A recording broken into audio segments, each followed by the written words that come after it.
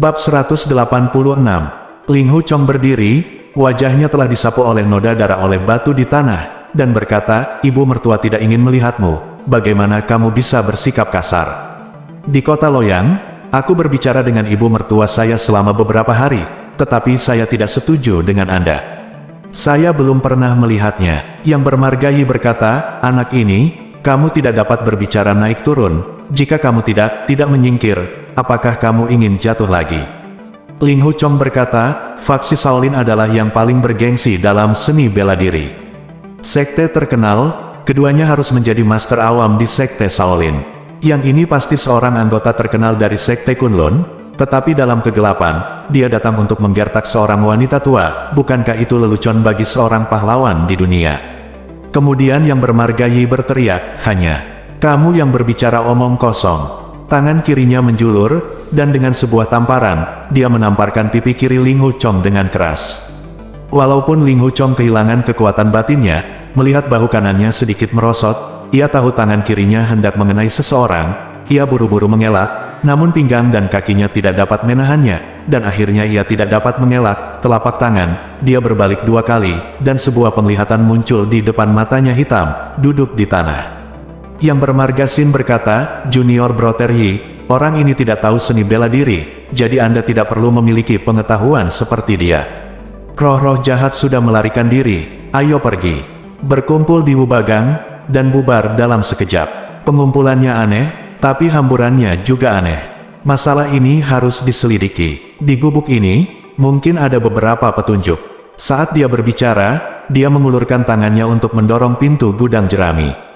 Ling Hu Chong berdiri, dengan pedang panjang di tangannya, dan berkata, "Yi Senior, ibu mertua di gudang jerami ini sangat baik padaku. Selama aku masih bernafas, aku tidak akan pernah membiarkanmu untuk menyinggung wanita tuanya." Dia tertawa keras dan berkata, "Mengapa kamu mengandalkan pedang panjang di tanganmu ini?" Ling Hu Chong berkata, "Seni bela diri junior rendah, bagaimana dia bisa menjadi musuh Master Shaolin? Hanya saja semuanya tidak bisa menjadi alasan. Kamu ingin masuk gudang jerami ini harus membunuhku dulu." Yang bermarga Sin berkata, "Kakak Yi, anak ini memiliki banyak tulang punggung, dia laki-laki, biarkan dia pergi." Yang bermarga Yi tersenyum dan berkata, "Saya mendengar bahwa sekolah Huasan Anda memiliki rahasia yang cukup unik dalam ilmu pedang. Apa perbedaan antara Jianzong dan Qizong? Apakah Anda Jianzong, atau Qizong? Atau sekte kentut macam apa?" "Haha. Haha." Dia tersenyum, dan mereka yang bermarga Sin dan Tan juga tertawa. Ling Hu Chong berkata dengan lantang, "Sekte baik apa yang kamu sebut kuat dan bengis? Kamu adalah murid sekolah Shaolin. Aku khawatir kamu menyombongkan diri." Ingin menamparkan dada Ling Hu Chong. Melihat tamparan itu jatuh, Ling Hu Chong ingin membunuhnya di tempat. Sin berkata, "Tunggu, Ling Hu Chong, jika dia murid yang baik, tidak bisakah dia bertarung dengan orang lain?" Ling Hu Chong berkata, "Karena kamu adalah orang yang baik, setiap kali Anda bergerak, Anda harus memikirkan sebuah nama." Nama keluarga Yi perlahan mengulurkan telapak tangannya dan berkata, "Saya akan mengatakan 1, 2, 3, dan menghitung sampai 3, jika kau tidak menyingkir, aku akan mematahkan 3 tulang rusukmu." 1. Ling Hu Chong tersenyum kecil, dan berkata, "Tidak apa-apa untuk mematahkan 3 tulang rusuk." Yang bermarga Yi menghitung dengan keras, 2. "Minggir." Ling Hu Chong tersenyum dan berkata, "Mulutku pasti bersungguh-sungguh dengan apa yang kukatakan." Karena Ling Hu Chong belum mati, bagaimana kamu bisa bersikap kasar kepada ibu mertuamu? Setelah mengatakan ini, aku tahu bahwa nama belakangnya adalah Yi. Telapak tangannya hendak memukul, dia diam-diam menarik napas, dan meletakkan kekuatannya di lengan kanannya. Tetapi dia merasakan sakit yang tajam di dadanya, dan dia hanya bisa melihat ribuan bintang emas beterbangan di depan matanya. Yang bermarga Yi berteriak, 3. Melangkah dengan kaki kirinya, dia melihat Ling Hu Chong bersandar di pintu gudang jerami. Dengan sedikit cibiran di sudut mulutnya, tanpa ada niat untuk menjauh, dia segera menamparkan telapak tangan kanannya. Ling Hu Chong hanya bisa merasakan nafasnya tercekat. Telapak tangan lawan sudah mengenai tubuhnya, dan ia mengacungkan pedang panjang di tangannya, mengarah ke telapak tangannya. Pada saat posisi pedang ini, dia mencengkeramnya dengan sangat halus sehingga telapak tangan kanan bermarga Yi ditampar. tetapi dia tidak punya waktu untuk menarik tangannya. Terdengar suara kicauan lembut, diikuti dengan teriakan keras, ujung pedang panjang langsung dari telapak tangannya dan lurus. Dia buru-buru menarik lengannya dan mengembalikan telapak tangannya, dan dengan kicauan lain, dia menarik telapak tangannya keluar dari bilahnya. Kali ini dia terluka parah, dia melompat mundur beberapa meter, dan mengeluarkan pedang panjang dari pinggangnya dengan tangan kirinya. Terkejut dan marah, dia berteriak, pencuri itu pura-pura bodoh, ternyata seni bela diri sangat bagus. Aku akan bertarung denganmu. Pergi. Xin, Yi, dan Tan semuanya adalah pengguna pedang yang baik. Melihat pedang panjang Ling Hu Chong bersatu, mereka tidak menyerahkan pedangnya untuk bergerak. Pencapaian dalam hukum benar-benar telah mencapai tingkat kecemerlangan yang ekstrim. Meskipun nama keluarga Yi sangat kesal, dia tidak berani meremehkan musuh. Dia memegang pedang di tangan kirinya dan melakukan 3 serangan berturut-turut. Tetapi itu semua adalah gerakan palsu untuk menguji musuh. Malam itu Ling Hu Chong melukai mata 15 ahli di luar kuil Yao Wang. Meskipun kekuatan batinnya telah hilang pada saat itu, tetapi tidak sebaik sekarang.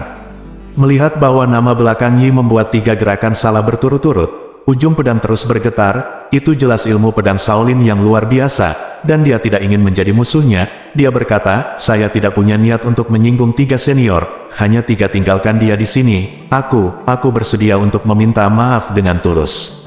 Nama belakang Yi mendengus, dan berkata, sudah terlambat untuk memohon belas kasihan sekarang.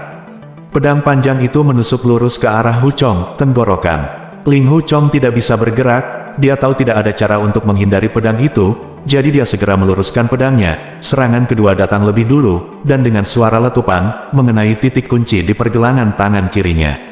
5 jari bermarga Yi terbuka, dan pedang panjang itu jatuh ke tanah. Saat itu, fajar dari timur telah muncul, dan dia melihat darah menetes dari pergelangan tangannya di rerumputan hijau di tanah. Dia tidak percaya hal seperti itu ada di dunia. Setelah beberapa lama, dia menghela nafas, berbalik dan pergi. Yang bermarga Xin tidak ingin membentuk permusuhan dengan faksi Huasan, dan melihat bahwa pedang Ling Hu Chong sangat indah, dia jelas bukan tandingannya, jadi dia khawatir tentang cedera adik laki-lakinya, dan berteriak, adik laki-laki Yi. Lalu dia bergegas pergi. Nama keluarga Tan menatap Ling Hu Chong sejenak, dan bertanya, Yang Mulia benar-benar murid Huasan. Dia harus bertahan lebih lama, jika dia tidak perlu saling serang, dia tidak akan mampu menghidupi dirinya sendiri, dan ada tawar-menawar besar di depannya. Dia berpikir dalam hati, baru saja 2 tuan dari sekte Shaolin terluka dan pergi, dan jatuh di bawah pemuda dari sekte Huasan. Jika saya menjatuhkannya turun, bawa dia ke kuil Shaolin, dan serahkan dia ke kepala-kepala biara, dia tidak hanya akan memberikan bantuan besar kepada faksi Shaolin, tetapi faksi Kunlun juga akan menunjukkan wajahnya di Central Plains. Segera, dia mengambil langkah dan berkata sambil tersenyum, anak muda, ilmu pedangmu bagus, bandingkan keterampilan tinju dan telapak tanganmu denganku, bagaimana menurutmu? Begitu Ling Hu Chong melihat ekspresinya, dia tahu apa yang ada di pikirannya. Dia berpikir bahwa orang ini benar-benar licik, dia bahkan lebih menjijikkan daripada sekte Shaolin yang bermarga Yi, jadi dia menusuk bahunya dengan pedangnya. Tanpa diduga, ketika pedang mencapai setengah, lengannya sudah lemah, dan dengan suara, pedang panjang itu jatuh ke tanah. Yang bermarga Tan sangat gembira, dia menamparkan dada Ling Hu Chong dengan keras. Dengan suara wow, Ling Hu Chong memuntahkan seteguk besar darah. Bab 187. Keduanya sangat dekat satu sama lain, dan seteguk darah mengarah ke Tan, disemprotkan langsung ke wajahnya, dan bahkan beberapa tetes memercik ke mulutnya. Mulut Tan mencium bau darah, tapi dia tidak peduli. Dia takut Ling Hu Chong akan mengangkat pedangnya dan melawan balik. Dia menggerakkan telapak tangan kanannya dan hendak menyerang lagi, tapi tiba-tiba pingsan dan jatuh ke tanah. Melihat dia tiba-tiba jatuh tersungkur saat sekarat, Ling Hu Chong merasa aneh sekaligus gembira. Melihat wajahnya berlumuran udara hitam, otot-ototnya berputar dan gemetar tak terkendali. Penampilannya aneh dan menakutkan, lalu dia berkata, kamu menggunakan hal yang salah. Kamu hanya bisa menyalahkan dirimu sendiri. Melihat sekeliling, tidak ada seorang pun di Wubagang, pepohonan penuh dengan burung, dan tanahnya penuh dengan anggur, makanan, dan senjata.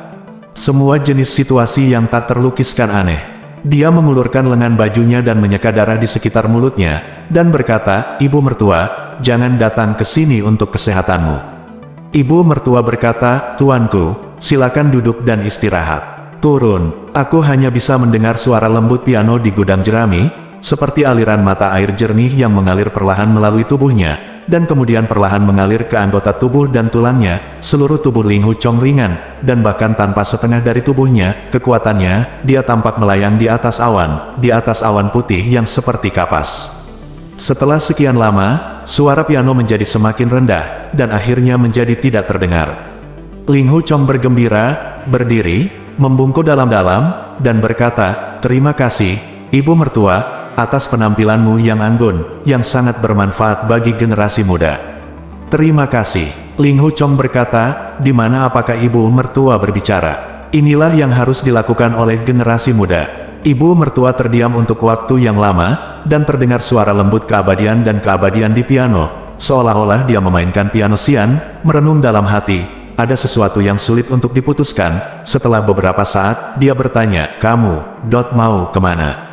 Dada Ling Hu Chong penuh dengan darah, dan dia merasa meskipun dunia besar, tidak ada ruang untuknya, jadi dia tidak bisa menahan batuk berulang kali, dan akhirnya berhenti batuk, lalu berkata, Aku tidak punya tempat tujuan." Ibu Mertua berkata, "Apakah kamu tidak akan mencari tuan dan istrimu? Apakah kamu tidak ingin mencari adik laki-lakimu, tuan, adik perempuan?" Ling Hu Chong berkata, mereka tidak tahu di mana mereka berada. Saya terluka parah dan saya tidak dapat menemukan mereka. Bahkan jika saya menemukannya, sayangnya." Sambil menghela nafas panjang, dia berpikir, bahkan jika saya menemukannya, jadi apa? Mereka tidak menginginkan saya lagi. Ibu Mertua berkata, "Kamu telah banyak terluka. Mengapa kamu tidak pergi ke tempat yang indah, mendaki gunung dan sungai untuk menenangkan pikiranmu? Tapi itu lebih baik daripada sengsara." Ling Hu Chong tertawa, dan berkata, "Nenek benar." Ling Hu Chong tidak terlalu peduli dengan hidup dan mati. "Junior, jangan lepaskan, turun gunung untuk bermain Go juga." Mengatakan ini, dia membungkuk ke gudang jerami, berbalik dan pergi. Dia mengambil 3 langkah, hanya untuk mendengar Ibu Mertua berkata, apakah kamu pergi sekarang?" Ling Hu Chong berhenti dan berkata, "Iya." Ibu Mertua berkata, "Cedera kamu tidak serius, dan kamu berjalan sendirian. Tidak pantas ada orang yang menjagamu." Mendengar kekhawatiran Ibu Mertua, hati Ling Hu Chong kembali panas, dan dia berkata, "Terima kasih Ibu Mertua, hukum untuk merawat. Luka saya tidak dapat disembuhkan. Cepat atau lambat saya akan mati. Di mana saya akan mati, tidak ada banyak perbedaan."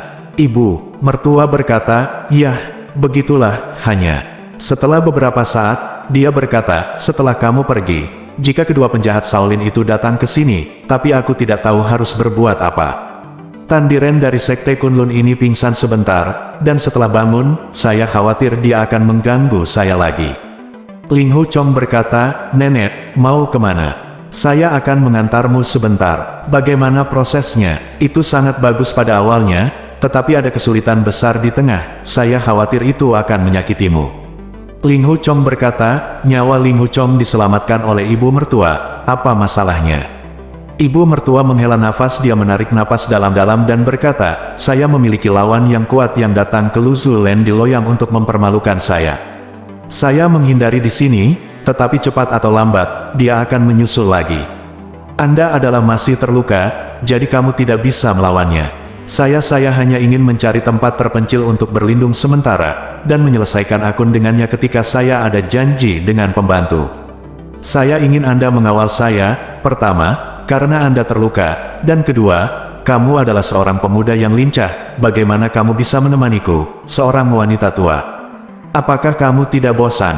Ling Hu Chong tertawa terbahak-bahak, dan berkata, "Aku tidak tahu apa yang sulit untuk diputuskan oleh ibu mertuaku, tapi ternyata itu adalah hal yang sepele. Tidak peduli akhir dunia, selama aku belum mati, aku akan selalu menemanimu. Pergilah, ibu mertua." Ibu mertua berkata, "Aku sangat mencintaimu. Itu benar-benar akhir dunia, dan Anda akan mengirim saya ke sana." Ada kegembiraan dalam suaranya. Ling Hu Chong berkata, "Ya, tidak peduli di mana dunia ini, Ling Hu Chong akan pergi dengan ibu mertuaku." Ibu mertua berkata, "Ada kesulitan lain." Ling Hu Chong berkata, "Apa itu?" Ibu mertua berkata, "Penampilan saya sangat jelek. Siapapun yang melihatnya akan membuatnya takut, jadi saya tidak ingin dilihat oleh siapapun. Kalau tidak, apa gunanya melihat 3 orang yang baru saja datang ke gubuk? Anda harus berjanji kepada saya untuk masalah ini, apapun situasinya. Anda tidak diizinkan untuk melihat saya, Anda tidak dapat melihat wajah saya, Anda tidak dapat melihat tubuh saya, Anda tidak dapat, jangan lihat anggota tubuh saya, kamu tidak bisa melihat pakaian, sepatu, dan kaos kaki saya. Ling Hu Chong berkata, generasi muda menghormati ibu mertua saya dan berterima kasih. Ibu mertua saya peduli pada saya, seperti untuk penampilannya, apa bedanya? Ibu mertua berkata, karena kamu tidak bisa menyetujui masalah ini, maka kamu bisa pergi sendiri. Ling Hu Chong buru-buru berkata, oke, aku berjanji, tidak peduli apapun situasinya, generasi muda tidak akan pernah melihat ibu mertua. Ibu mertua berkata, kau bahkan tidak boleh melihat punggungku. Ling Hu Chong berpikir dalam hati, apakah punggungmu juga jelek? Punggung paling jelek di dunia, jika itu bukan kurcaci, itu bungkuk, tidak apa-apa.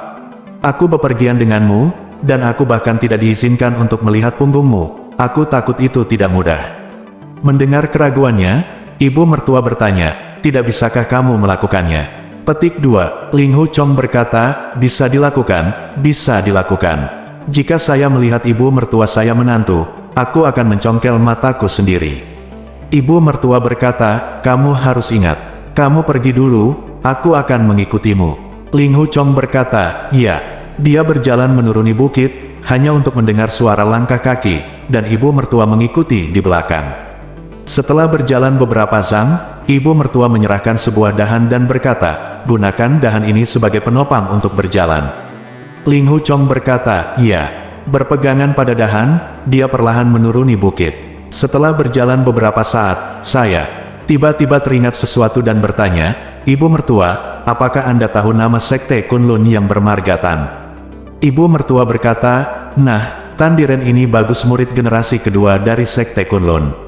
Dalam hal ilmu pedang, dia mempelajari 6 atau 7 kungfu tuannya, tetapi dibandingkan dengan kakak laki-laki senior dan kedua, dia masih jauh di belakang. Ilmu pedang sekte Shaolin besar Sin Duoliang bahkan lebih baik daripada dia. Ling Hu Chong berkata, ternyata, pria dengan tenggorokan besar itu bernama Sin Duoliang, dan dia tampaknya masuk akal. Ibu mertua berkata, adik laki-lakinya bernama Yi Guozi, jadi berhati-hatilah. Kamu menembus telapak tangan kanannya dengan satu pedang, dan menusuk pergelangan tangan kirinya dengan yang lain, kedua pedang ini sangat tampan.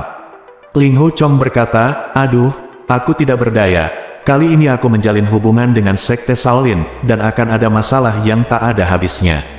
Ibu mertua berkata, bagaimana dengan sekte Shaolin? Kami mungkin tidak jadi saya tidak bisa mengalahkan mereka. Saya tidak menyangka orang Tandi akan memukulmu dengan telapak tangannya, apalagi sampai muntah darah. Ling Hu Chong berkata, nenek, apakah kamu sudah melihat semuanya? Orang-orang Tandi tiba-tiba pingsan karena suatu hal. Kamu tahu, Lan Feng Huang dan 4 gadis Miao di bawahnya akan memberimu suntikan darah. Mereka bekerja dengan racun siang dan malam, dan darah mereka mengandung racun. Tak perlu dikatakan, anggur 5 abadi bahkan lebih beracun. Mulut Tandi terciprat dengan darah beracunmu, jadi dia tidak tahan. Bab 188. Ling Hu Chong tiba-tiba menyadari, oh, dan berkata, aneh sekali aku bisa tahan. Aku tidak punya keluhan dengan pemimpin biru itu. Kiyu, aku tidak tahu mengapa dia ingin meracuni saya. Ibu mertua berkata, siapa bilang dia akan membunuhmu? Dia memiliki niat baik untukmu. Dia berusaha menyembuhkan lukamu. Dia ingin darahmu untuk diracuni dan hidupmu aman, ternyata itu keahliannya dari 5 sekte racun. Ling Hu Chong berkata, ya, saya pikir Lan Jiaozu tidak bermaksud menyakiti saya. Dr. Ping Yizi mengatakan obatnya anggur adalah tonik yang bagus. Ibu mertua berkata, tentu saja dia tidak akan menyakitimu, dan sudah terlambat untuk memperlakukanmu dengan baik. Ling Hu Chong tersenyum sedikit, dan bertanya lagi, aku ingin tahu apakah Tan Diren akan mati. Ibu mertua berkata, itu tergantung keahliannya. Saya tidak tahu berapa banyak darah beracun yang masuk ke mulutnya. Ling Hu Chong memikirkan ekspresi wajah Tan Diren setelah diracuni, dan menggigil. Setelah berjalan lebih dari 10 kaki, dia tiba-tiba teringat sesuatu dan berteriak, oh, ibu mertua, tolong tunggu aku di sini, saya harus kembali ke rumah sakit. Pergi ke bukit. Ibu mertua bertanya, apa yang kamu lakukan? Ling Hu Chong berkata, jenazah Dr. Ping belum dimakamkan di atas bukit. Sang ibu mertuanya berkata, tidak perlu kembali, saya sudah memotong-motong tubuhnya dan menguburkannya. Ling Hu Chong berkata, ternyata ibu mertua saya yang menguburkan Dr. Ping. Ibu mertua berkata, ini bukan penguburan. Saya menggunakan obat untuk melarutkan tubuhnya. Di gubuk jerami itu, apakah Anda ingin saya menghadapi mayat sepanjang malam? Mayat, ketika Ping Yizi masih hidup, tidak ada yang perlu dilihat, dan jika dia berubah menjadi mayat, kamu harus memikirkannya sendiri. Ling Hu Chong berkata, ya, dan merasa bahwa perilaku ibu mertua ini tidak terduga, dan Ping Yizi baik padanya. Setelah kematiannya, dia harus dimakamkan dengan benar, tetapi ibu mertua ini menggunakan obat untuk melarutkan jenazahnya. Semakin dipikir-pikir, dia semakin terganggu, tetapi tidak ada salahnya menggunakan obat untuk melarutkan jenazah, tapi dia tidak tahu. Setelah menempuh perjalanan beberapa mil, saya telah tiba di tanah Pingyang di bawah bukit. Kata ibu mertua, buka telapak tanganmu. Ling Hu Chong menjawab, iya. Merasa aneh, dia tidak tahu trik apa yang dia miliki, jadi dia segera mengulurkan telapak tangannya dan membukanya, hanya untuk mendengar pop lembut, benda kecil terlempar dari belakang dan dilemparkan ke telapak tangan. Itu adalah pil kuning, seukuran jari kelingking. Ibu mertua berkata, telanlah, duduk dan istirahatlah di bawah pohon besar itu. Ling Hu Chong berkata, iya, masukkan pil itu ke dalam mulutnya dan telanlah. Ibu mertua berkata, saya ingin mengandalkan ilmu pedang Anda yang luar biasa untuk mengawal Anda keluar dari bahaya. Jadi saya menggunakan obat untuk memperpanjang hidup Anda, jangan sampai Anda mati mendadak, dan saya akan kehilangan penjaga. Bukan untuk Anda, untukmu sungguh kebaikan, apalagi mencoba untuk menyelamatkan nyawamu, kau ingat. Ling Hu Chong menjawab lagi, berjalan di bawah pohon, duduk bersandar di pohon, dan merasakan gelombang udara hangat mengalir dari dantiannya, seolah-olah ada tak terhitung energi dikirim ke semua jeroan dan meridian dalam tubuh. Berpikir, pil ini jelas bermanfaat bagi tubuh saya, tetapi ibu mertua saya menolak untuk mengakui bahwa dia memiliki kebaikan untuk saya. Dia hanya mengatakan itu, dia hanya memanfaatkanku. Hanya ada orang yang mengambil keuntungan dari orang lain dan menolak mengakuinya. Tapi mengapa dia mengatakan ironis seperti itu?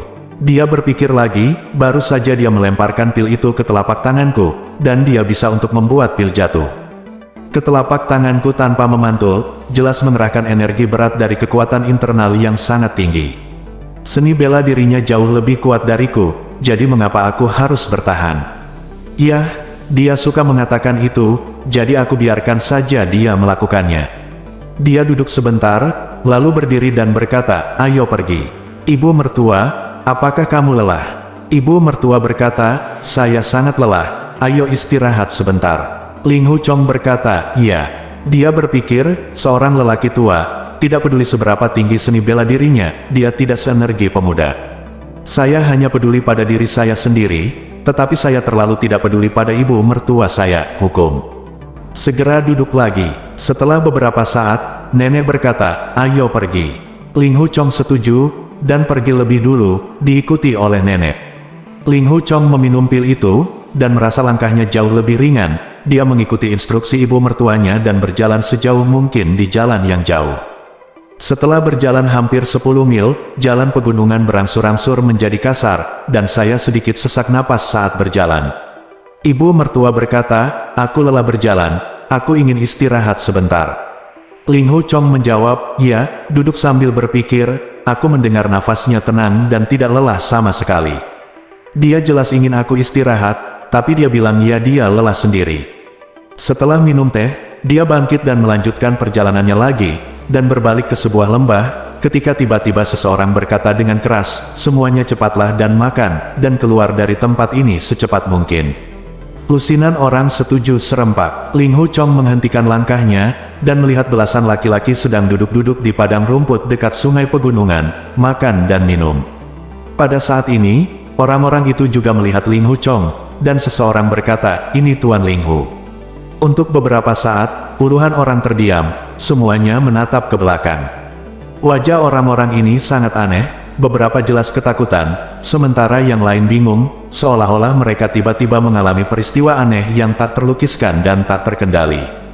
Ketika Ling Hu Chong melihat keadaan tersebut, ia langsung ingin menengokkan kepalanya untuk melihat apa yang terjadi di belakangnya, membuat belasan orang ini terlihat seperti patung tanah liat dan ukiran kayu dalam sekejap, namun ia hanya menoleh setengah, dan ia langsung menyadari, alasan mengapa orang-orang seperti ini adalah karena mereka melihat ibu mertua itu, dan dia telah berjanji padanya bahwa dia tidak akan pernah melihatnya. Dia menoleh dengan tergesa-gesa, mengerahkan terlalu banyak tenaga. Kepala dan lehernya sakit, dan rasa ingin tahunya muncul, mengapa mereka begitu panik ketika melihat nenek. Mungkinkah nenek benar-benar memiliki penampilan yang sangat aneh, yang unik dalam hal ini? Dunia, tiba-tiba, seorang pria mengangkat belati untuk memotong daging, menusuk matanya 2 kali, dan segera darah mengalir deras.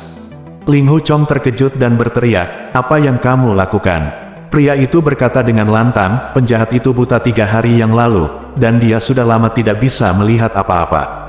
2 orang lainnya mengeluarkan pisau pendek dan menusuk mata mereka sampai buta. Mereka semua berkata, "Penjahat itu sudah lama buta, dan dia tidak bisa melihat apa-apa." Ling Hu Chong sangat terkejut, melihat orang-orang lain mengeluarkan belati dan kerucut besi mereka satu demi satu, mencoba untuk membutakannya. Dia buru-buru berteriak, "Hei, hei.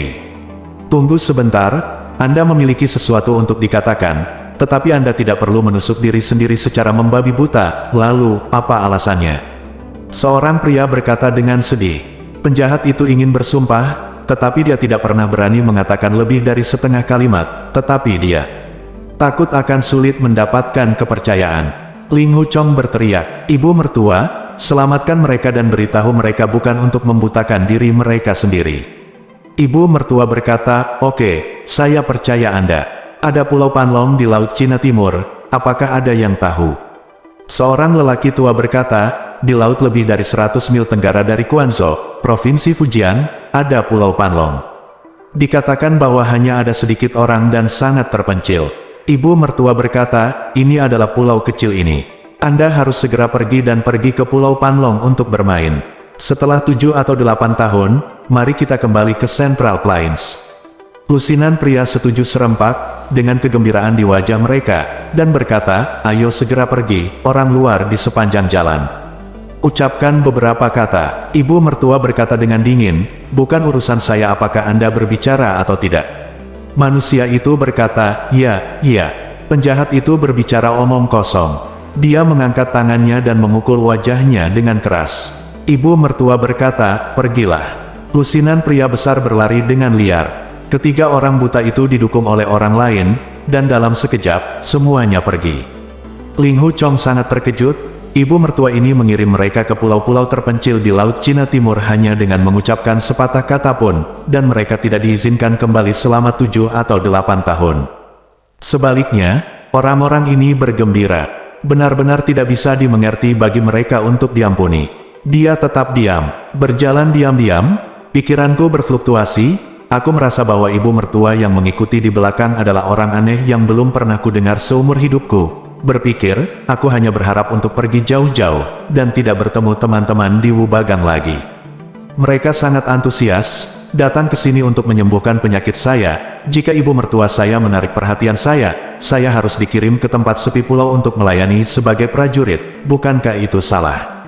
Dari sudut pandang ini, pemimpin Huanggang, Pulau Sima, dan Zhu Qianqiu ingin saya mengatakan saya belum pernah melihat mereka sebelumnya, dan kelompok pahlawan di Five Tyrants gang bubar sepenuhnya dalam waktu singkat, semua karena mereka takut pada ibu mertua ini.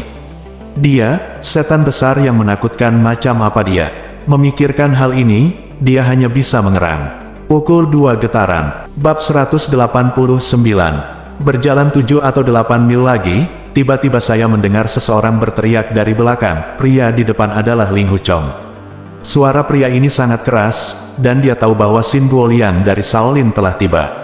Ibu mertua berkata, "Aku tidak ingin bertemu dengannya, kamu bermain-main saja dengannya." Ling Hu Chong menjawab, "Iya." Terdengar suara gemerisik, semak-semak di sekelilingnya berguncang, dan ibu mertua menyelinap ke semak-semak. Saya hanya mendengar Xin Duolian berkata, "Paman, Ling Hu Chong itu terluka dan tidak bisa berjalan cepat." Saat itu jaraknya masih jauh, tapi suara Xin Duolian terlalu keras. Meskipun itu kalimat biasa, Ling Hu Chong dapat mendengarnya dengan jelas. Dia berpikir dalam hati, ternyata dia juga memiliki seorang paman yang datang bersamanya. Karena ibu mertua bersembunyi di dekatnya, dia tidak pergi, dan duduk di tepi jalan menuju tunggu. Setelah beberapa saat, terdengar langkah kaki di jalan, beberapa orang berjalan dengan cepat, termasuk Xin Guoliang dan Yi Guozi, dua biksu dan seorang pria parubaya. Salah satu dari dua biksu itu sangat tua dengan wajah keriput, dan yang lainnya berusia 30-an dan memegang sekop yang berguna. Ling Hu Chong berdiri, membungkuk dalam-dalam, dan berkata, "Ling Hu Chong, seorang junior dari sekolah Huasan, menemui para senior dari sekolah Shaolin, dan bertanya kepada para senior bagaimana memanggilmu." Fang Seng. Segera setelah biksu tua berbicara, Yi Guozi segera berhenti berbicara, tetapi wajahnya penuh amarah, terlihat jelas bahwa dia sangat marah atas kemunduran baru-baru ini. Ling Hu Chong membungkuk dan berkata, "Sampai guru." Fang Seng mengangguk, dan berkata dengan wajah ramah, "Kamu tidak perlu terlalu sopan. Baik untuk menghormati Tuan Yue." Pada awalnya, Ling Hu Chong mendengar bahwa mereka mengejar mereka dengan mengancam, dan dia sangat khawatir, ketika dia melihat biksu Fang Seng berbicara. Dia tampak seperti biksu terkemuka, dan dia tahu bahwa generasi biksu, Fang, adalah generasi biksu yang paling terkenal, generasi pertama kuil Shaolin hari ini. Tuan Zeng adalah kakak laki-laki, jadi dia berharap dia tidak sebodoh Yi Guozi. Dia segera merasa lega, dan berkata dengan hormat, "Terima kasih, guru, atas pertanyaan Anda, dan Tuan saya baik-baik saja." Fang Seng berkata, "Keempat ini mereka semua keponakan saya. Nama resmi biksu ini adalah Jue Wei, ini keponakan Huang Guobai, ini keponakan Xin Guoliang, dan ini keponakan Yi Guozi. Xin dan Yi, kalian telah bertemu sebelumnya." Ling Hu Chong berkata, "Ya." Ling Hu Chong melihat keempat senior. Yang junior terluka parah, tidak bisa bergerak, dan tidak sopan. "Tolong maafkan aku, senior." Yi Guozi mendengus dan berkata, "Kamu terluka parah." Fang Seng berkata, "Kamu benar-benar memiliki luka di tubuhmu." "Cedera, Guozi? Apakah kamu menyakitinya?" Ling Hu Chong berkata, "Kesalahpahaman sesaat bukanlah apa-apa." Senior Yi melempar junior dengan angin lengan bajunya, dan kemudian menamparkan junior. Untungnya, junior tidak akan melakukannya untuk sementara waktu. Jika dia meninggal, tuannya tidak perlu menyalahkan seniornya. Begitu dia datang, dia mengatakan bahwa dia terluka parah, lalu meletakkan semua tanggung jawab pada Yi Guozi, berpikir bahwa Fang Seng adalah biksu senior, dan dia tidak akan pernah mentolerir keempat tuan ini lagi. Keponakan itu berada dalam dilema untuk dirinya sendiri, dan berkata, "Senior Xin menyaksikan segala macam hal dengan matanya sendiri. Bagang, sejak guru Buddha datang sendiri, junior ini sudah memiliki wajah yang bagus, jadi dia tidak akan pernah menyebutkannya di depan master kita. Jangan khawatir, master, meskipun junior ini terluka parah, masalah ini tidak akan menyebabkan perselisihan antara 5 sekte pedang suci dan sekte Shaolin." Mengatakan ini, tampaknya luka seriusnya sendiri adalah kesalahan Yi Guozi. Yi Guozi berkata dengan marah, Kamu berbicara omong kosong, kamu telah terluka parah, apa hubungannya denganku?" Ling Hu Chong menghela nafas, dan berkata dengan enteng, "Kalimat ini, Senior Yi, Anda tidak bisa mengatakannya jika itu keluar, itu akan sangat merusak reputasi sekolah Shaolin." Xin Guoliang, Huang Guobai dan Jue Yue semua sedikit mengangguk. Semua orang mengerti bahwa biksu dari generasi Fang dari sekolah Shaolin sangat terhormat. Meskipun mereka berbeda dari sekolah pedang Wu Yue, para tetua adalah generasi yang lebih tua dari kepala sekte sekolah pedang Wu Yue, jadi senioritas Xin Guoliang, Yi Guozi dan lainnya juga lebih tinggi dari Ling Hu Chong. Untuk serangan Yi Guozi dan Ling Hu Chong, sudah ada kecurigaan bahwa yang besar mengalahkan yang kecil, belum lagi dia memiliki dua saudara laki-laki dari sekolah Shaolin yang hadir. Apalagi Ling Hu Chong sudah terluka sebelum penyerangan. Aturan sekte Shaolin sangat ketat, jika Yi Guozi benar-benar memukul mati seorang junior yang terluka dari sekte Huasan, bahkan jika dia tidak membunuhnya, dia harus menghapus seni bela dirinya dan mengeluarkannya dari sekte tersebut. Wajah Yi Guozi menjadi pucat saat memikirkan ayat ini. Fang Seng berkata, "Anak muda, kemarilah, aku akan memeriksa lukamu." Ling Hu Chong berjalan mendekat. Fang Seng mengulurkan tangan kanannya, memegang pergelangan tangan Ling Hu Chong, meletakkan jari-jarinya pada dua titik akupuntur, Dayuan, dan Jingku, dan segera merasakan kekuatan internal yang aneh di tubuhnya, dan di bawah keterkejutan, dia menggerakkan finger sebentak. Hati Fang Seng bergetar, dia adalah salah satu master terbaik di antara generasi pertama biksu di kuil Shaolin hari ini. sungguh tak terbayangkan bahwa dia akan menjentikkan jarinya untuk kekuatan batin pemuda ini. Dia tidak tahu bahwa Ling Hu Chong sudah memiliki ki sejati dari 6 Dewa Taugu dan 7 Biksu Buji di dalam tubuhnya. Meskipun seni bela dirinya kuat, dia tidak dapat menghentikan kekuatan gabungan dari 7 master ini tanpa tindakan pencegahan. Dia berkata, "Oh," menatap Ling Hu Chong, dan perlahan berkata, "Anak muda, kamu bukan dari sekolah Huasan."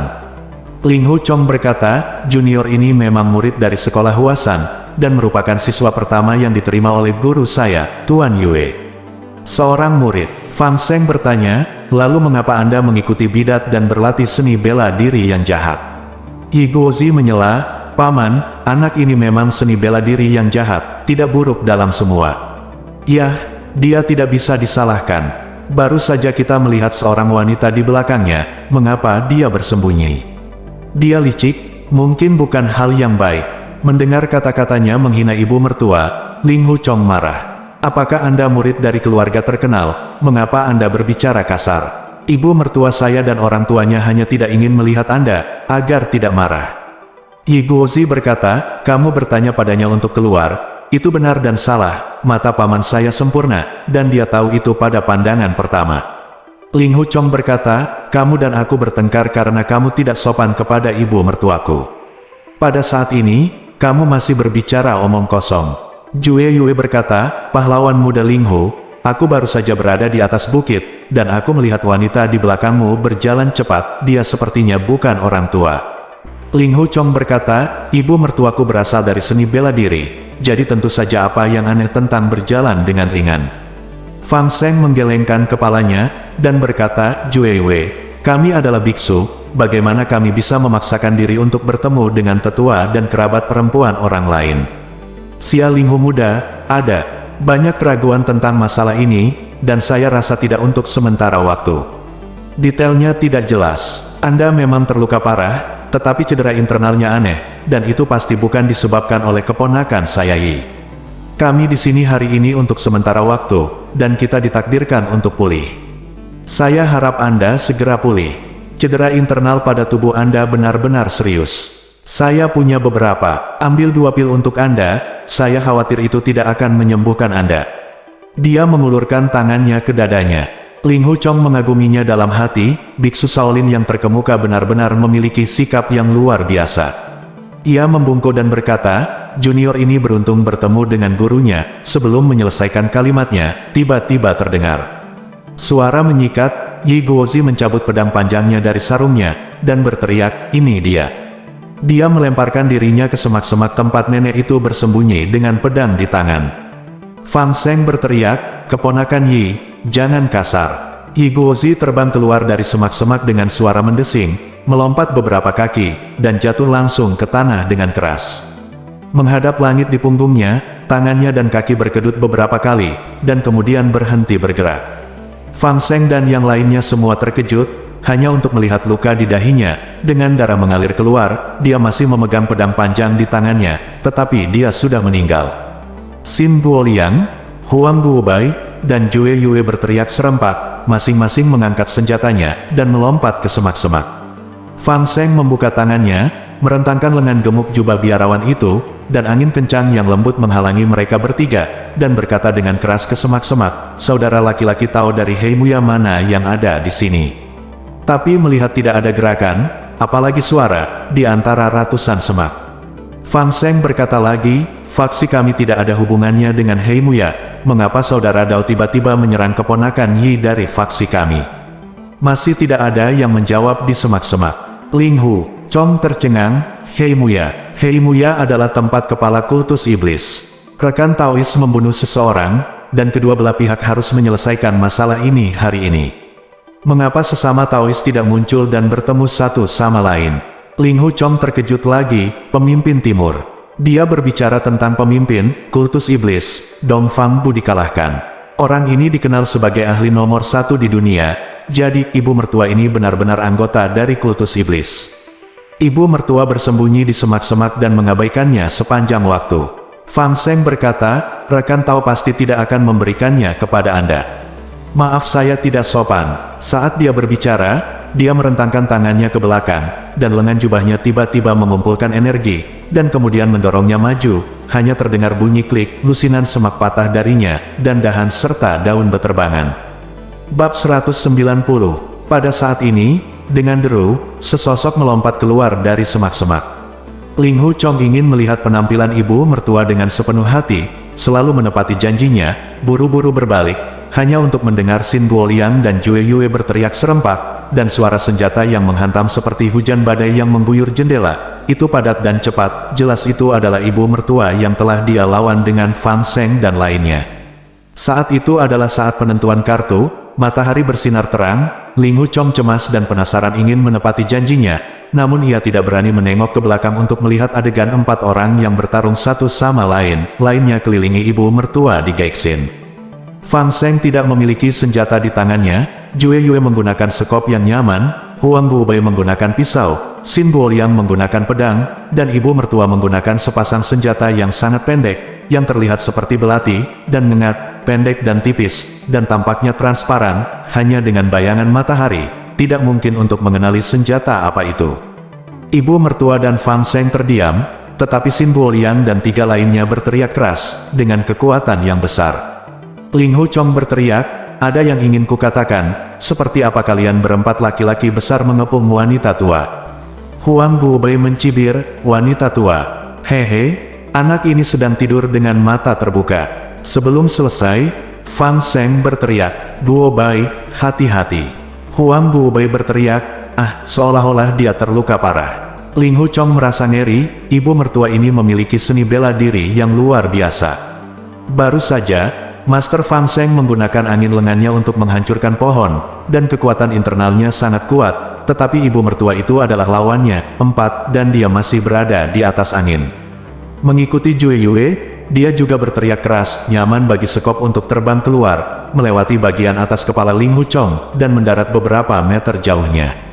Pada saat ini, ada 2 bayangan gelap yang bergerak di tanah. Huang Guobei dan Jue Yue telah jatuh, hanya Fang Seng dan Xin Buoliang yang masih bertarung dengan ibu mertua.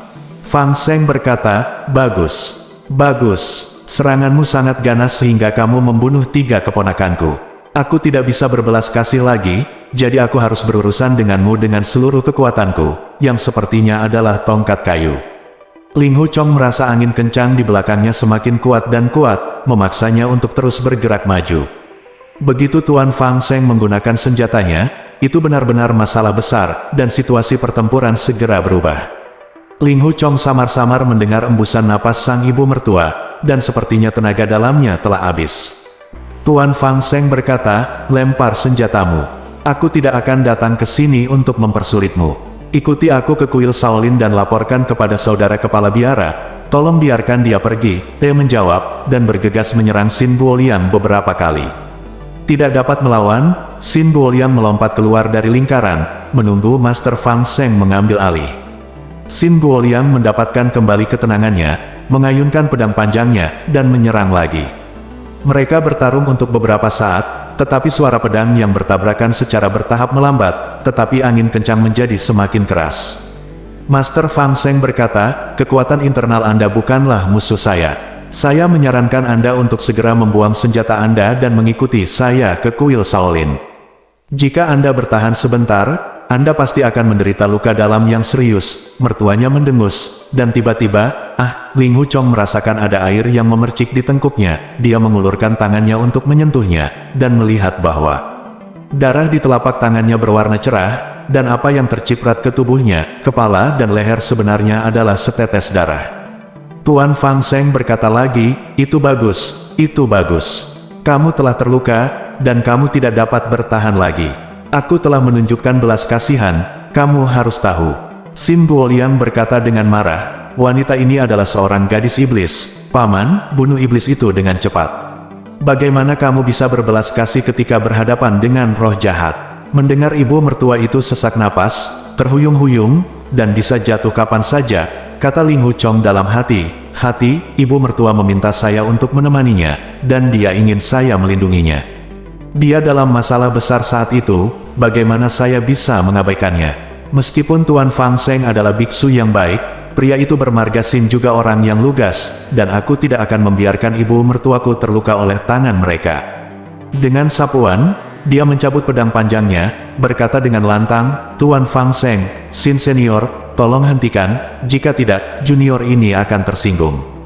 Sin Guoliang berteriak, "Semua yang jahat, bunuh mereka bersama." Ling Hu Chong takut melihat ibu mertuanya, jadi dia tidak berani berbalik, jadi dia menyingkir saja.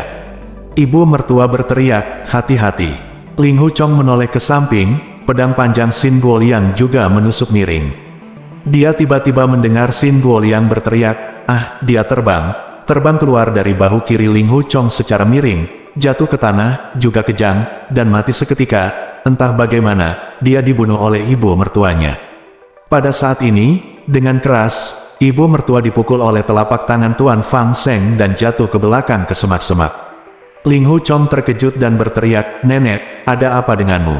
Nenek mengerang pelan di semak-semak. Mengetahui bahwa dia tidak mati, Ling Hu Chong merasa lega. Dia mencondongkan tubuh ke depan dan menikam Fang Seng dengan pedangnya. Ling Hu Chong mengikutinya dengan serangan pedang lagi. Fang Seng mengangkat senjatanya untuk menahannya. Ling Hu Chong menarik kembali pedang panjangnya, dan sudah berhadapan dengan Master Fang Seng, dan melihat bahwa senjata yang digunakannya ternyata adalah tongkat kayu tua, panjangnya sekitar 3 kaki. Dia tercengang, "Saya tidak menyangka senjatanya hanya tongkat kayu pendek. Kekuatan internal biksu terkemuka Shaolin ini terlalu kuat. Jika saya tidak menahannya dengan ilmu pedang, ibu mertua saya tidak akan selamat." Satu tusukan dengan pedang, diikuti oleh 2 tusukan ke atas, semuanya adalah gerakan pedang yang diajarkan oleh Feng Qingyang. Wajah Master Fang Seng langsung berubah drastis, dan dia berkata, Kamu. Ling Hu Chong tidak berani berhenti sejenak, dia tidak memiliki tenaga dalam sedikit pun. Asalkan ada sedikit celah untuk kekuatan internal lawan untuk menyerang, dia akan segera mati, dan ibu mertua juga akan menangkapnya kembali ke kuil Shaolin untuk dieksekusi. Pikirannya benar-benar jernih saat ini, dia menggunakan semua jenis variasi halus dari dugu 9 pedang, sesuka hati. Teknik pedang, 9 pedang dugu, ini sangat indah, meskipun Ling Hu Chong telah kehilangan kekuatan batinnya, dan belum sepenuhnya memahami semua seluk-beluk dalam teknik pedang, tetapi meskipun demikian, Master Fang Seng terpaksa mundur. Ling Hu Chong hanya merasakan darah mengalir deras di dadanya, lengannya sakit dan lemas, dan gerakan pedang yang dia lakukan semakin lama semakin lemah. Fang Seng tiba-tiba berteriak, cabut pedangnya, menekan telapak tangan kirinya ke arah dada Ling Hu Chong. Ling Hu Chong kelelahan saat itu. Dia menusuk dengan pedangnya, dan ketika pedangnya mencapai setengah, lengannya merosot. Pedang panjangnya tenggelam, tetapi dia masih menikam, tetapi gerakannya agak lambat. Tuan Fang Seng terbang dengan telapak tangan kirinya, dan menekan dadanya. Dia tidak bisa bernapas, dan bertanya, "Kamu dugu 9 pedang." Lalu saat ini, ujung pedang panjang Ling Hu Chong sudah menembus dadanya. Ling Hu Chong sangat mengagumi biksu terkemuka Shaolin ini, namun merasa ujung pedangnya menyentuh kulit lawannya, maka ia buru-buru mencabut pedangnya dengan paksa. Kali ini kekuatannya terlalu besar, ia bersandar, duduk di tanah, dan memuntahkan darah dari mulutnya. Tuan Fang Seng memegang luka di dadanya, tersenyum dan berkata, "Pedang yang bagus. Jika pemuda itu tidak menunjukkan belas kasihan dengan pedang, saya pasti sudah lama mati." Dia tidak menyebutkan bahwa dia penyanyang, dan terbatuk tak terkendali setelah mengatakan ini. Meskipun Ling Hu Chong mencabut pedangnya tepat waktu, pedang panjang itu akhirnya menembus dadanya 1 inci, menyebabkan luka serius. Ling Hu Chong berkata, "Saya tersinggung, senior." Master Fang Seng berkata, "Saya tidak berharap keterampilan pedang senior Huasan Feng Qingyang diwarisi di dunia. Saya telah menerima kebaikan yang besar dari senior Feng saat itu. Apa yang terjadi hari ini, saya tidak dapat membuat pikiranku sendiri." Perlahan mengulurkan tangannya, dia mengeluarkan kantong kertas dari jubah biarawan itu, membukanya, dan di dalamnya ada 2 pil seukuran mata lengkeng, dan berkata, "Ini adalah obat penyembuhan kuil Shaolin, kamu minum 1 pil." Setelah sedikit ragu, dia berkata, 1 pil lagi diberikan kepada gadis itu. Ling Hu Chong berkata, "Cederamu tidak dapat disembuhkan, obat apa yang harus kamu minum?" "Pil lain sendiri." Master Fang Seng menggelengkan kepalanya, berkata, "Tidak perlu." Ambil 2 pil-pil itu diletakkan di depan Ling Hu Chong, melihat 4 mayat Jue Yue dan Sin Guoliang. Dengan ekspresi sedih, dia mengangkat telapak tangannya, dan dengan lembut melafalkan mantra kelahiran kembali. Ekspresinya berangsur-angsur menjadi tenang, dan akhirnya wajahnya tampak tertutup lapisan darah suci. Ringan, Sungguh hanya 4 kata, rahmat dan kasih sayang yang agung, sudah cukup untuk menggambarkannya. Ling Hu Chong merasa pusing dan tidak tahan lagi, lalu dia mengambil 2 pil dan meminum 1. Master Fang Seng selesai membaca kitab suci, dan berkata kepada Ling Hu Chong, pahlawan muda adalah penerus, Dugu 9 Pedang, Senior Feng, dan dia tidak akan pernah menjadi monster. Kamu sopan, jadi kamu tidak boleh mati mendadak. Itu hanya saja luka dalam Anda sangat aneh, dan Anda tidak dapat menahannya. Penyembuhan mengharuskan Anda melatih kekuatan batin tingkat lanjut untuk menyelamatkan hidup Anda.